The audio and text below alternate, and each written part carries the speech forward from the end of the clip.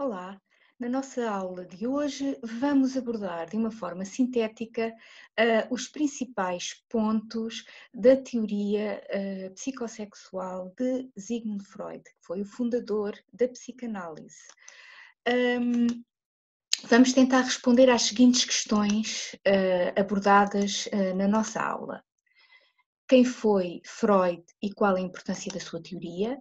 Quais os estádios de desenvolvimento propostos pelo autor e qual a estrutura do aparelho psíquico proposto por Sigmund Freud.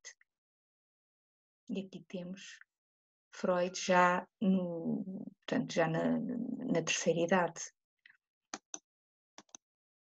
Freud nasceu na Áustria, era filho de um comerciante e da sua terceira esposa e era o mais velho de 8 irmãos. Foi um filho muito amado pela sua mãe. Portanto, em relação aos outros irmãos, ele era o filho preferido e isso era expresso de uma forma muito aberta pela sua mãe, que lhe chamava o meu Ziggy de ouro. Formou-se em medicina, especializou-se em neurologia e a origem da sua teoria está numa observação que ele fez enquanto trabalhava no hospital. É que os doentes, sobretudo as mulheres, que apresentavam sintomas sem base física, vulgarmente designados ou designadas por histéricos ou histéricas, eram tratadas com uma certa negligência, eram maltratadas, não eram ouvidas e, portanto, perante essa situação, ele achou que era importante dar voz a estas pacientes, perceber o que se passava com elas, porque é que elas reagiam assim, que tipo de doença é que tinham e como poderiam ser tratadas. E, portanto, está nesta situação, neste comportamento altruísta de Freud, a origem para o desenvolvimento da teoria psicanalítica. Nasceu no século XX esta perspectiva, como eu já disse, pela mão de Freud, e consiste numa abordagem terapêutica cujo objetivo é promover a compreensão dos conflitos emocionais inconscientes. Portanto, através da compreensão do inconsciente, portanto, o doente, o paciente, irá compreender, através deste processo racional, compreender os seus sintomas e, por isso mesmo, estes sintomas irão diminuir ou desaparecer. Freud acreditava que a personalidade é formada nos primeiros anos de vida, à medida que as crianças lidam com os impulsos biológicos inatos ligados ao sexo, as pulsões sexuais, e com as exigências que a sociedade vai impondo. Portanto, desta gestão dos diferentes conflitos nasce a personalidade. Mas ele dá maior ênfase, de facto, aos processos biológicos neste desenvolvimento da personalidade. Portanto, esta é uma teoria com um forte ênfase nos processos biológicos como fatores de desenvolvimento. Ao contrário, por exemplo, da teoria de Erik Erikson, que nós já abordamos. Ele propõe que estes conflitos ocorrem numa sequência invariável de estádios de desenvolvimento psicossexual, nas quais a gratificação, ou seja, a origem do prazer, vai mudando de local à medida que o desenvolvimento vai ocorrendo. Tem aqui alguns links que podem depois ver. E que estádios propõe Freud? O estádio oral, sensivelmente até aos 18 meses. Pensem aqui um bocadinho no Piaget, pensem aqui um bocadinho no Erikson. As teorias depois têm, embora deem ênfase a diferentes áreas, a diferentes dimensões, as teorias têm pontos de conexão. Portanto, para Freud, o estádio oral vai até aos 18 meses e é um estádio em que a principal fonte de prazer é a boca e, portanto, a principal fonte de gratificação é a alimentação.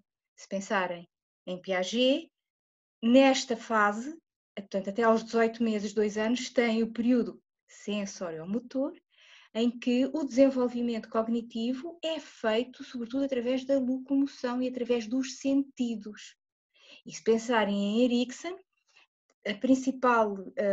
o principal dilema nesta fase é desenvolvimento, é confiança versus desconfiança, e se a criança tiver bons cuidadores, irá desenvolver a virtude da esperança, irá sentir confiança nos cuidadores e no mundo que a rodeia, e portanto irá conseguir enfrentar melhor os diferentes desafios que a vida lhe vai proporcionando. E portanto, as diferentes teorias têm pontos de conexão, como eu disse. O segundo estádio, o estádio anal, portanto, até aos 3 anos sensivelmente, entrando já na idade do pré-escolar, a principal fonte de gratificação é proveniente da retenção ou da expulsão das fezes. No estádio fálico, entre os 3 e os 6 anos, a criança apega-se ao progenitor do sexo oposto e posteriormente identifica-se com o progenitor do mesmo sexo. A zona de gratificação vai se transferindo para a região genital. Neste estádio fálico, esta questão da identificação é muito importante para o desenvolvimento da personalidade, porque é através desta identificação que as crianças desenvolvem a identidade sexual e depois a identidade social, não é? É com que papéis sociais é que se vão identificar. Depois há um período de latência, um período em que as pulsões sexuais estão como que adormecidas, a libido está adormecida, e é uma época relativamente calma em que as crianças, até à adolescência, têm, sobretudo como principal objetivo, o estabelecer das relações com os pares, com os amiguinhos. Portanto, é aquele período da idade escolar, entre os 6 e os 12 anos, em que, para Erikson, voltando aqui a Erikson, para Erikson, portanto, a autoestima das crianças está, sobretudo, dependente do sentimento de competência que elas sentem. Portanto, da forma como a sociedade as vê, se as vê como pessoas competentes para efetuarem determinadas tarefas sociais, aprovadas socialmente, se são competentes na escola, no desporto, numa arte, seja o que for. Portanto, se elas são vistas como competentes e se sentem competentes, então, de facto, vão desenvolver-se de uma forma harmoniosa. E portanto, para isso, e agora voltando ao Freud, as pulsões sexuais têm que estar adormecidas e é precisamente o que acontece durante este período de latência. Depois, no último estádio, que é o genital, o que é que acontece? Dá-se a puberdade e, através da ação das hormonas, desperta novamente a libido, portanto, as pulsões sexuais voltam a estar ativadas, digamos assim, e portanto, a fonte de prazer volta a ser a região genital, mas aqui já Freud fala das relações sexuais adultas, portanto é um desenvolvimento sexual maduro e adulto, enquanto que, atenção, no estado fálico não é disso que se está a falar, não se está a falar de um desenvolvimento sexual maduro, é uma digamos que é um prazer no desenvolvimento tanto do estádio fálico, mas não é desenvolvimento sexual maduro, não é a mesma coisa, de maneira nenhuma.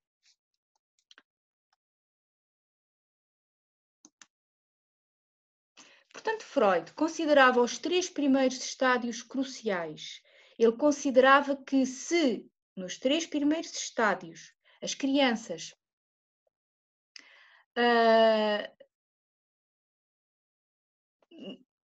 se fossem excessivamente gratificadas ou, pelo contrário, gratificadas por defeito, não terem a gratificação suficiente, iriam desenvolver perturbações emocionais que iriam emergir na idade adulta. Portanto, para ele, pessoas que por exemplo, tenham, imaginem, personalidades excessivamente mordazes, muito críticas, muito agressivas, para ele, no estádio oral, não tinham sido suficientemente gratificadas, não tinham sido suficientemente cuidadas, e assim sucessivamente. Portanto, determinadas doenças na vida adulta, doenças psíquicas, estavam relacionadas com gratificação em excesso ou gratificação por defeito nas 3 primeiras fases de desenvolvimento.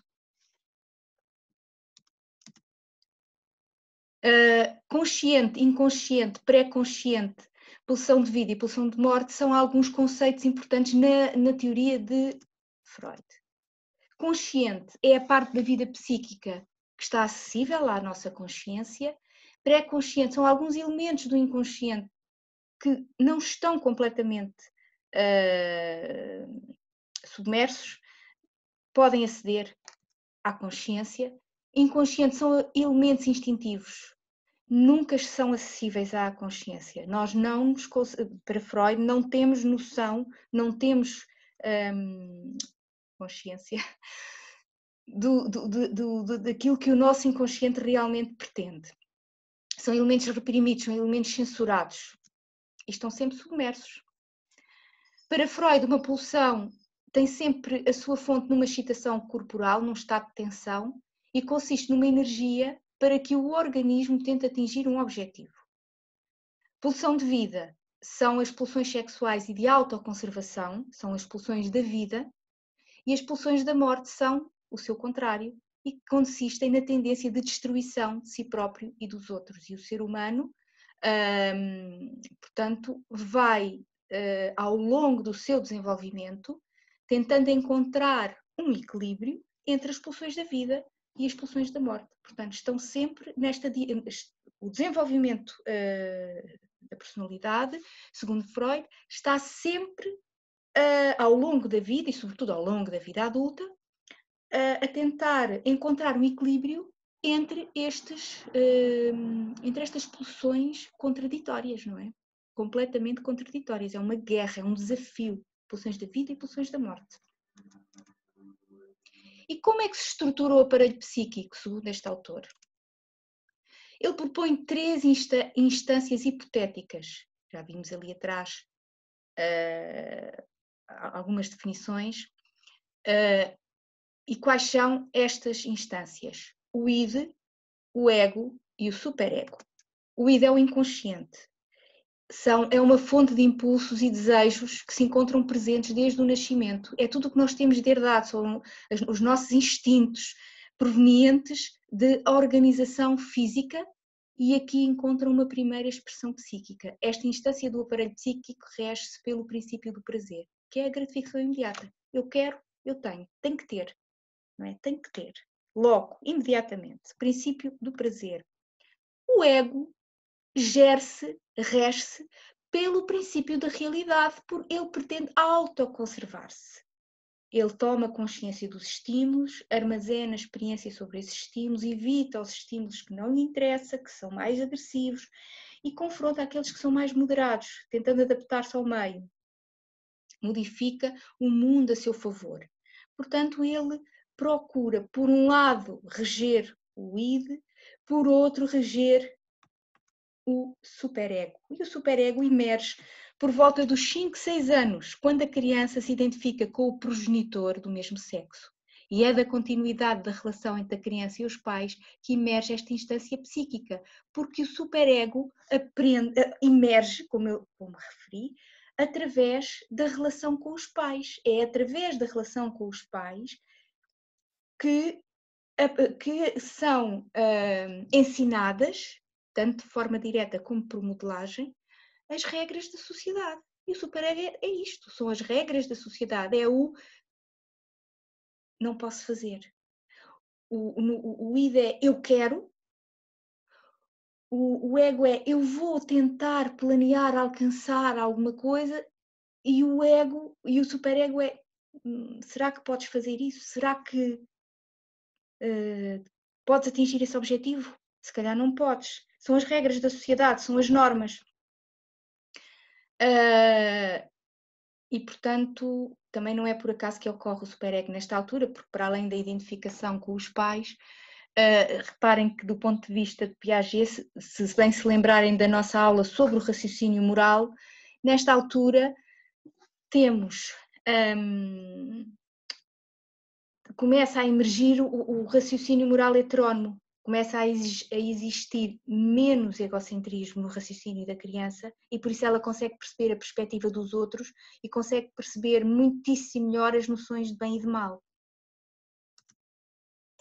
O raciocínio moral aqui começa a desenvolver-se em pleno.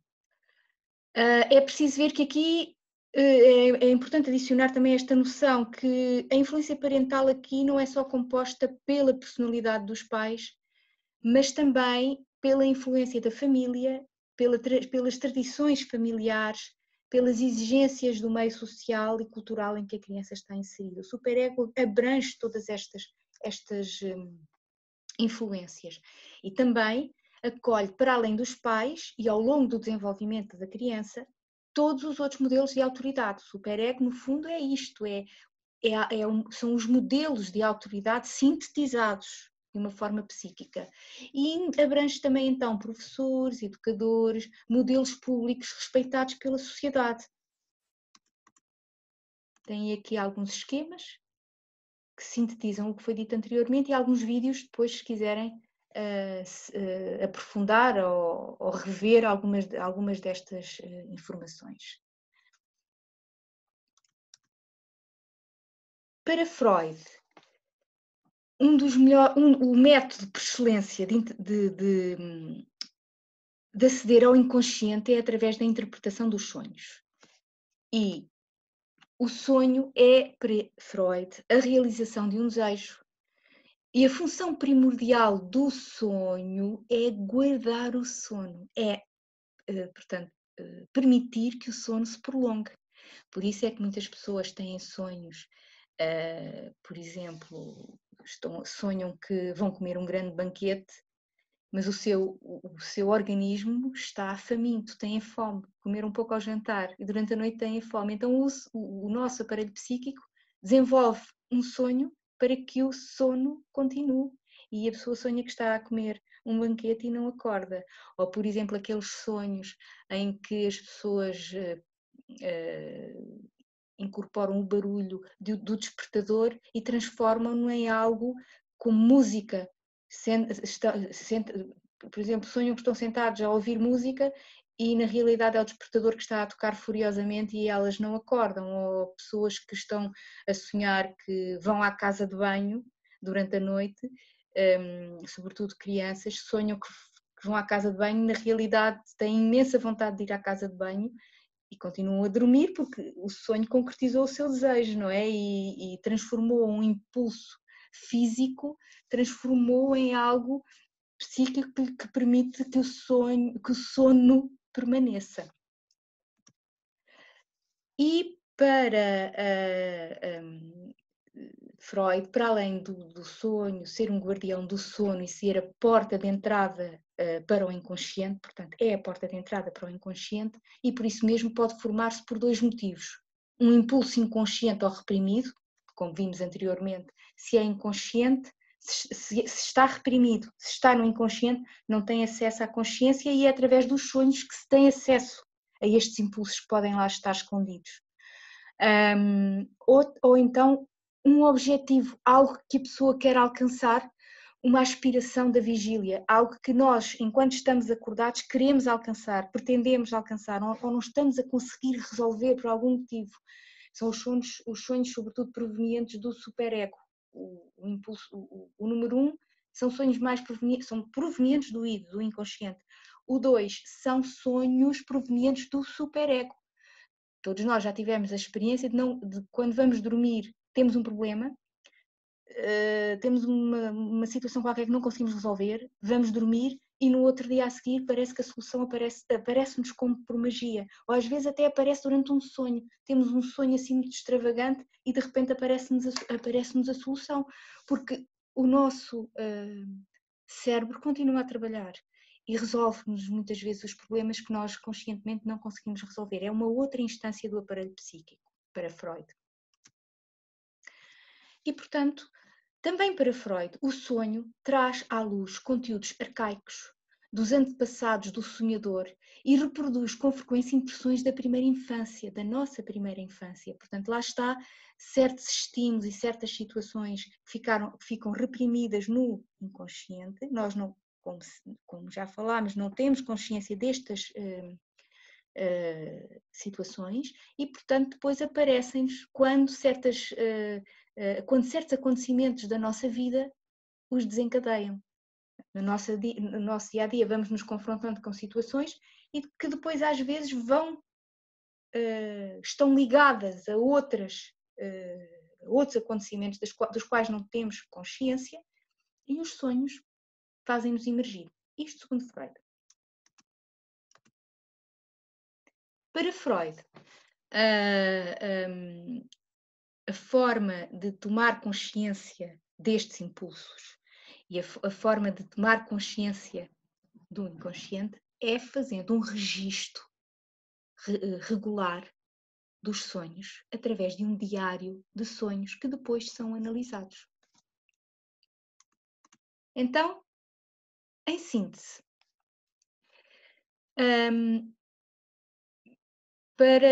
portanto, a teoria de Freud foi uma teoria, e continua a ser, uma teoria muito importante que procurou aliviar o sofrimento mental, ou direcionou-se para a diminuição do sofrimento mental, e que ainda hoje tem uma enormíssima importância, apesar de não ser permeável à investigação.